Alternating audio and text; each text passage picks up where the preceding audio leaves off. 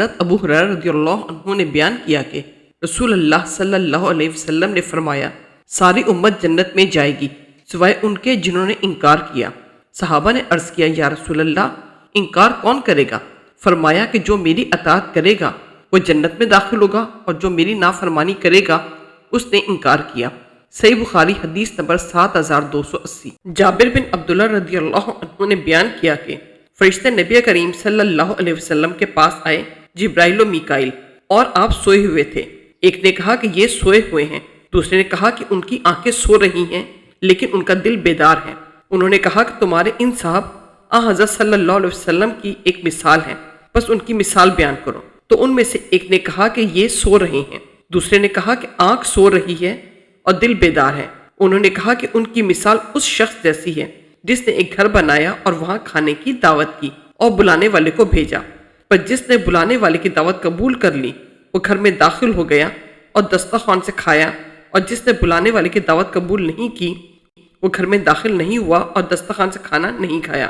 پھر انہوں نے کہا کہ اس کے لیے ان کی تفسیر کر دو تاکہ یہ سمجھ جائیں۔ بعض نے کہا کہ یہ تو سوئے ہوئے ہیں، لیکن بعض نے کہا کہ آنکھیں گو سو رہی ہیں لیکن دل بیدار ہے۔ پھر انہوں نے کہا کہ گھر تو جنت ہے اور بلانے والے محمد صلی اللہ علیہ وسلم ہیں، پر جو ان کی اطاعت کرے گا وہ اللہ کی اطاعت کرے گا، اور جو ان کی نافرمانی کرے گا وہ اللہ کی نافرمانی کرے گا، اور محمد صلی اللہ علیہ وسلم اچھے اور برے لوگوں کے درمیان فرق کرنے والے ہیں۔ محمد بن عبادہ کے ساتھ اس حدیث کو قتیبہ بن سعید نے بھی لیث سے روایت کیا۔ انہوں نے خالد بن یزید مصری سے، انہوں نے سعید بن ابی حلال سے، انہوں نے جابر سے کہ حضرت صلی اللہ علیہ وسلم ہم پر بیدار ہوئے۔ صحیح بخاری حدیث نمبر 7281۔ سلمان سوری نے بیان کیا، ان سے عامش نے، ان سے ابراہیم نے، ان سے حمام نے اور ان سے حذیفہ رضی اللہ عنہ نے کہ اے قرآن و حدیث پڑھنے والوں، تم اگر قرآن و حدیث پر نہ جمو گے، ادھر ادھر دائیں بائیں راستہ لوگے تو بھی گمراہ ہوگے، بہت ہی بڑے گمراہ۔ صحیح بخاری حدیث نمبر 7282۔ ابو موسیٰ اشعری رضی اللہ عنہ نے بیان کیا کہ نبی کریم صلی اللہ علیہ وسلم نے فرمایا میری اور جس دعوت کے ساتھ مجھے اللہ تعالیٰ نے بھیجا ہے اس کی مثال ایک ایسے شخص جیسی ہے جو کسی قوم کے پاس آئے اور کہے کہ اے قوم، میں نے ایک لشکر اپنی آنکھوں سے دیکھا ہے اور میں ننگ دھڑنگ تم کو ڈرانے والا ہوں، بس بچاؤ کی صورت کرو۔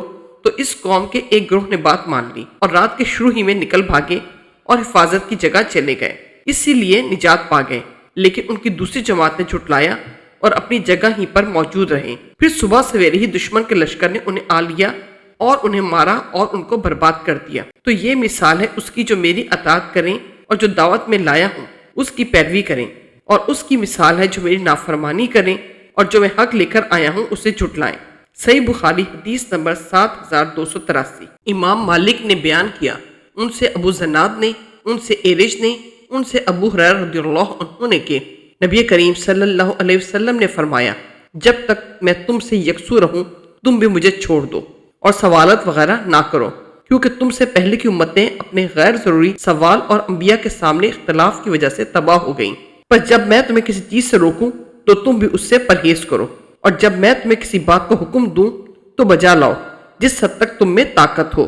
صحیح بخاری حدیث نمبر 7288۔ عقیل بن خالد نے بیان کیا، ان سے ابن شہاب نے، ان سے عامر بن سعد بن ابی وقاص نے، ان سے ان کے والد نے کہ نبی کریم صلی اللہ علیہ وسلم نے فرمایا سب سے بڑا مجرم وہ مسلمان ہے جس نے کسی ایسی چیز کے متعلق پوچھا جو حرام نہیں تھی اور اس کے سوال کی وجہ سے وہ حرام کر دی گئی۔